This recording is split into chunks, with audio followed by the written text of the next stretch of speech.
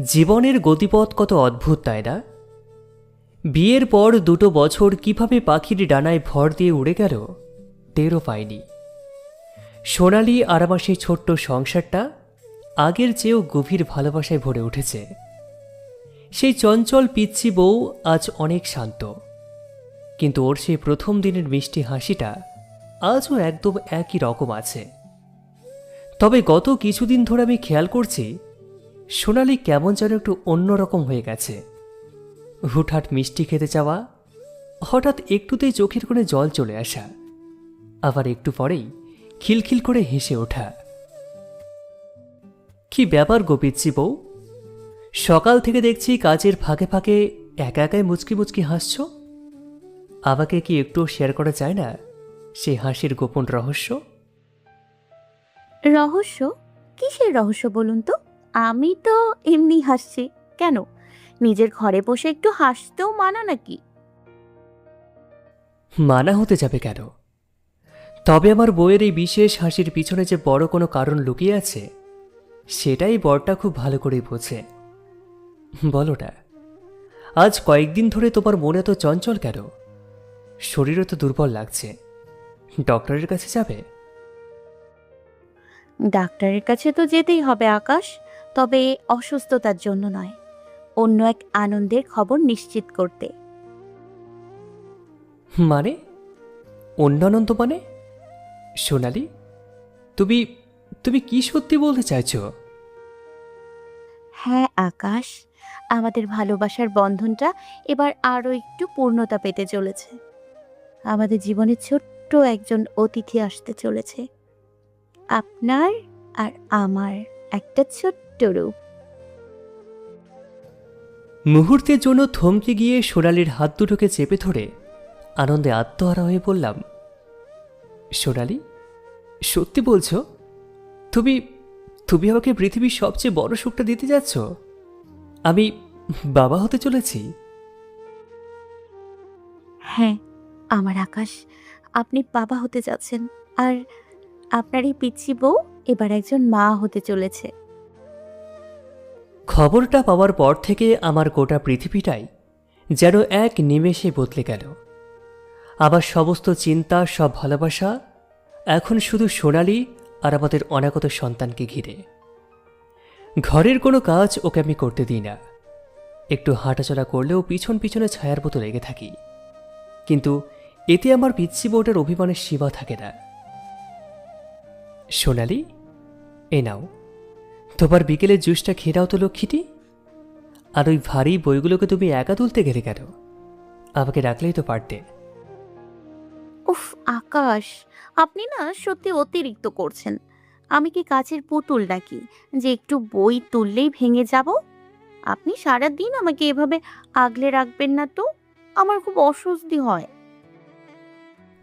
কাঁচের পুতুল নাও, কিন্তু তুমি আমার জীবনের সবচেয়ে মূল্যবান সম্পদ সোনালি।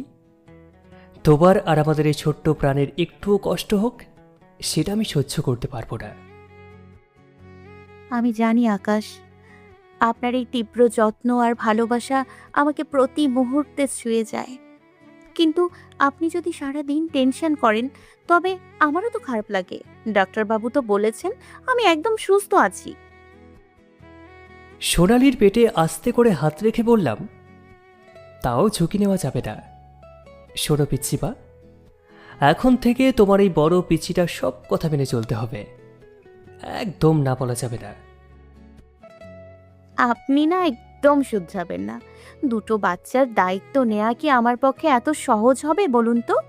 একটা তো পেটে, আর একটা তো আমার সামনে হাঁটু গেড়ে বসে আছে। উম, তাহলে তো আরো ভালো। সারা জীবন এই দুটো বাচ্চাকে ভালোবাসায় মুড়ে রাখাই তো তোমার কাজ। দিনগুলো এক অদ্ভুত মায়াময় অনুভূতির মধ্যে দিয়ে যেতে লাগলো। সোনালির শারীরিক পরিবর্তনগুলোর সাথে সাথে ওর মনের অনুভূতিগুলো আরো গভীর হচ্ছিল। রাতের বেলা যখন চাঁদ উঠত, আমরা দুজন ব্যালকনিতে গিয়ে বসতাম। সোনালি আমার বুকে মাথা রেখে অনাগত সন্তানের ভবিষ্যতের গল্প বুনত। কি গো, কি ভাবছো পিচ্ছি বউ? এত গভীর চিন্তা কিসের?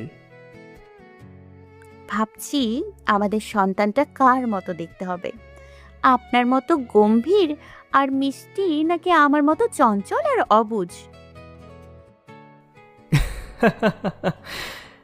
আমিও চাই ও একদম তোমার মতো হোক।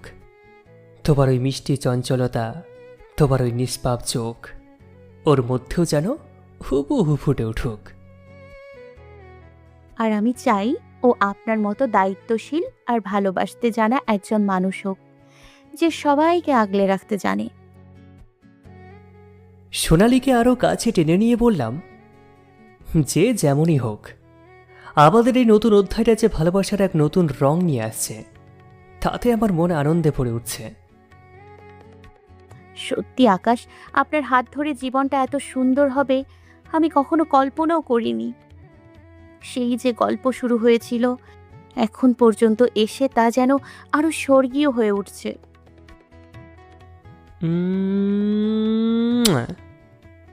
এই স্বর্গতে তুমি নিজেই তৈরি করেছো সোনালি, তোমার অবুঝ ভালোবাসা দিয়ে। দেখতে দেখতে গর্ভাবস্থার 9টা মাস যেন একটা সুন্দর স্বপ্নের মতো কেটে গেল। সোনালি শারীরিক আর মানসিক রূপান্তর আমি খুব কাছ থেকে দেখেছি। আবার সেই চঞ্চল অবুঝ পিচ্ছি বউটা কেমন যেন এক রাতারাতি পরিপক্ক মা হয়ে উঠছিল। ওর প্রতিটা পদক্ষেপে যেমন ছিল নতুন প্রাণের প্রতি অগাধ মমতা, তেমনই ছিল আমাকে ঘিরে থাকা ভালোবাসার এক নতুন উষ্ণতা। কিন্তু মাস যত শেষ হয়ে আসছিল, আমার বুকের ভিতরের ভয় আর উৎকণ্ঠা ততই বাড়ছিল। সোনালির পাশে বসে ওর হাত দুটো নিজের হাতের তালুতে নিয়ে বলছি, সোনালি, শরীর কেমন লাগছে এখন? কোনো কষ্ট হচ্ছে না তো? ব্যথাটা কি আবার বেড়েছে? আপনি এত ছটফট করছেন কেন বলুন তো? কতবার বলবো আমি একদম ঠিক আছি। মা হওয়া তো প্রতিটা মেয়ের জন্যই একটা নতুন জন্ম, একটু আধটু কষ্ট তো হবেই। আপনি এত ভয় পেলে আমি সাহস পাবো কি করে? কি করব বলো? তোমাকে একটু কষ্টে থাকতে দেখলেও আমার প্রাণটা যেন খাঁচাছাড়া হয়ে যেতে চাই। ইস, এই কষ্টটা যদি আমি অর্ধেক ভাগ করে নিতে পারতাম। এই যে আপনি সারা রাত জেগে আমার মাথার পাশে বসে থাকেন, আমার সামান্য একটু নড়াচড়াতেও ব্যস্ত হয়ে পড়েন, এটাই তো আমার কষ্ট অর্ধেক করে দেয় আকাশ। আপনার এই ভালোবাসাটাই আমাকে সব ব্যথা সহ্য করার শক্তি দেয়। তুমি সত্যি অনেক সাহসী সোনা। আবার এই পিচ্ছি বউটা এত শক্ত মনের, সেটা আমার আগে জানা ছিল না। আপনি তো আমাকে চিরকাল বাচ্চা ভেবেই এলেন, এবার দেখুন আপনার এই পিচ্ছি বউই কিন্তু আমাদের সংসার আলো করে নতুন এক রূপকথা নিয়ে আসছে। কিন্তু বিধাতার নিয়ম তো আর বলে কয়ে আসে না। এক মাঝরাতে হঠাৎ সোনালির তীব্র যন্ত্রণা শুরু হলো। ওর যন্ত্রণাগত চিৎকার শুনে আমার মাথার ভিতরের সমস্ত চিন্তা ভাবনা যেন স্তব্ধ হয়ে গেল।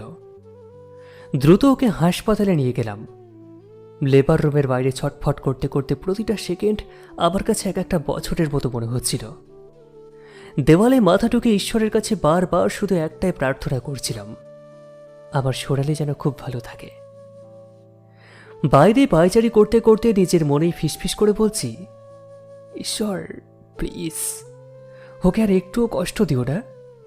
আমার জীবনের সব সুখ তুমি নিয়ে নাও, কিন্তু আমার সোনালিকে, আমার সন্তানকে তুমি সুস্থভাবে আবার কোলে ফিরিয়ে দাও। আকাশ, আপনি পাশে আছেন তো?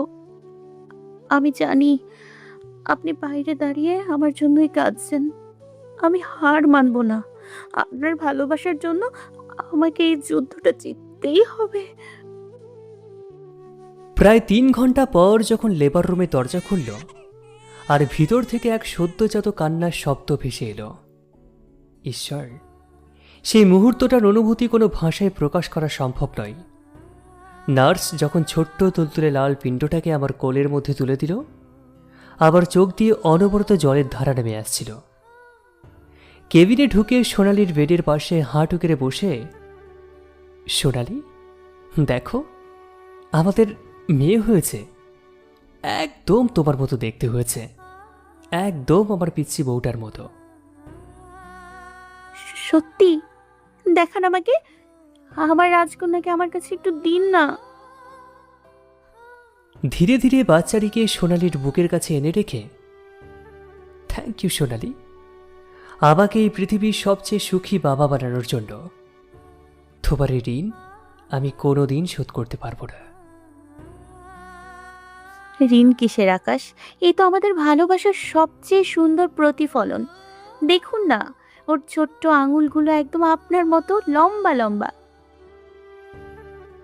উম, আর ওর মিষ্টি গোলাপি মুখটা হুবহু তোবার মতো। আজ থেকে আমার ঘরে দুটো পিচ্চি বউ হলো। না, কিন্তু আপনার আসল পিচ্চি বউ কিন্তু এই একটাই থাকবে, আর এই ছোট্ট পিচ্চিটা হবে আমাদের রাজকন্যা।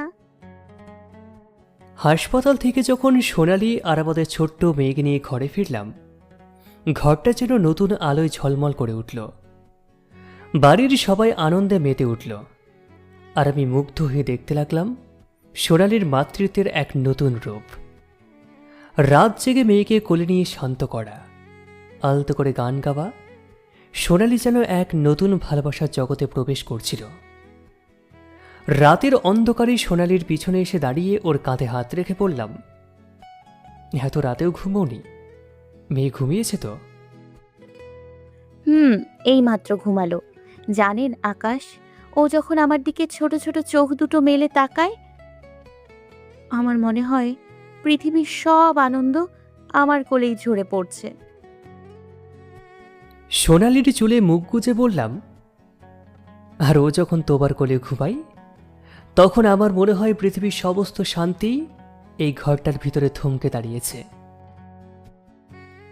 আপনি আমাকে এত ভালোবাসেন কেন বলুন তো? মাঝে মাঝে আমার সত্যি বিশ্বাস হতে চায় না যে আমি এত সুখী। সোনালির কোমরটাকে টেনে এনে, কারণ তুমি আমার জীবনের সেই ধ্রুবতারা, যে আমাকে ভালোবাসার আসল অর্থ শিখিয়েছে। আগে তুমি ছিলে আমার পিচ্চি বউ, আর আজ থেকে তুমি আমার সন্তানের মা। কিন্তু আমার কাছে তোমার স্থানটা সেই প্রথম দিনের মতোই অটুট। আর আপনি সারা জীবন আমার সেই আগলে রাখা রাজকুমার হয়েই থাকবেন আকাশ, আর জীবন। সময় তার নিজস্ব নিয়মে বয়ে চলে। দেখতে দেখতে আমাদের ছোট্ট রাজকন্যা পরী হাঁটতে শিখল। আধো আধো বলে আমাদের ঘরটাকে আনন্দের কলতানে ভরিয়ে তুলতে লাগল। সোনালির জীবনের পরিধিটা এখন আরও বড় হয়ে উঠেছে। একদিকে সংসার, অন্যদিকে পরীর দেখাশোনা। কিন্তু এত কিছুর মধ্যেও আমাদের সেই প্রথম দিনের অবুঝ প্রেম আর অনুভূতির তীব্রতা একটুও ম্লান হয়নি, বরং সময়ের সাথে সাথে এক পরম পূর্ণতা পেয়েছে।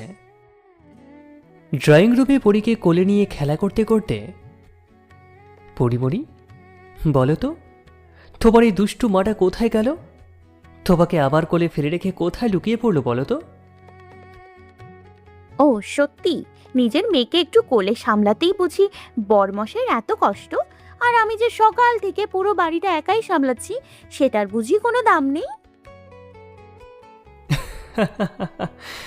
আরে না না, আমার পিচ্ছি বউটার সমস্ত কষ্টের হিসাব তো এর হৃদয়ে লেখা আছে।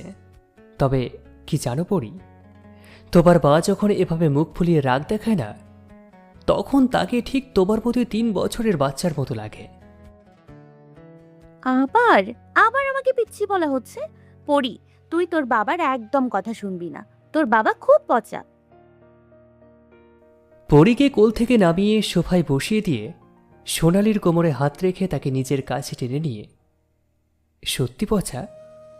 তাহলে এই পচা বরটাকে ছাড়া তোমার একটা দিনও চলে না কেন শুনি? কারণ এই পচা বরটাই যে আমার পুরো পৃথিবী। ও না থাকলে যে সোনালির কোনো অস্তিত্বই থাকে না।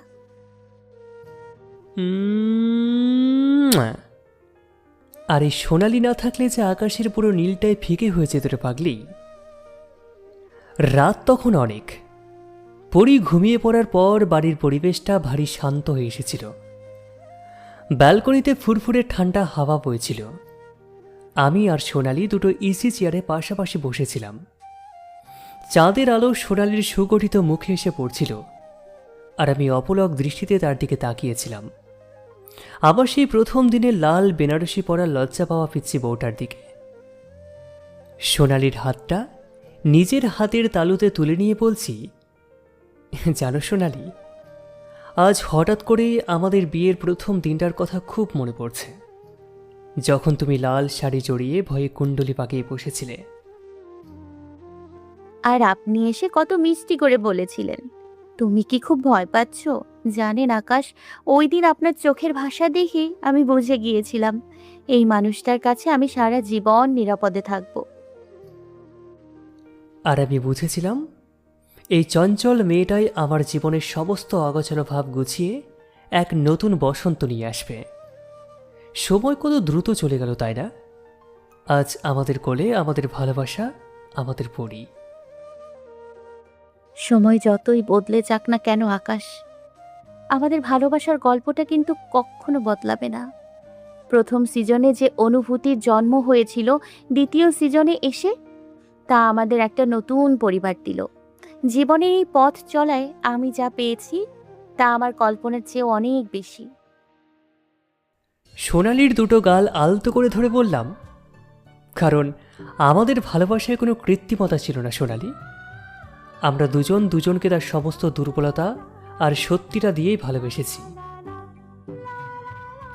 আকাশ, একটা কথা দেবেন? বলো, কি কথা চাও? বয়স বাড়ুক, চুলে পাক ধরুক, আমাদের পরি বড় হয়ে একদিন নিজের সংসারে চলে যান, কিন্তু আপনি জীবনের শেষ দিন পর্যন্ত আমাকে এভাবেই পিচ্চি বউ বলেই ডেকে যাবেন। আপনার এই সোহাগটুকু যেন কখনো বন্ধ না হয়। সোনালিকে বুকের মধ্যে জড়িয়ে ধরে পূর্ণ তৃপ্তির সাথে বললাম, কথা দিলাম সোনা, আবার বয়স যতই বাড়ুক না কেন, আবার হৃদয়ের ক্যানভাসে তুমি চিরকাল আমার সে মিষ্টি, চঞ্চল আর সবচেয়ে ভালোবাসার পিচ্ছি বউ হয়ে থাকবে। আর আমি চিরকাল আপনার প্রেমে মগ্ন এক প্রেমিকা হয়ে আপনার বুকেই বাঁধার ঘর খুঁজে নেব।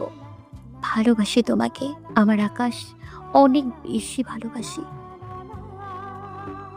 চাঁদের আলোর দিকে তাকিয়ে সোনালির মাথায় পরম মমতায় চুমু খেয়ে বললাম, ভালোবাসার এই বন্ধন অমর হয়ে থাক, আজীবন চিরন্তন।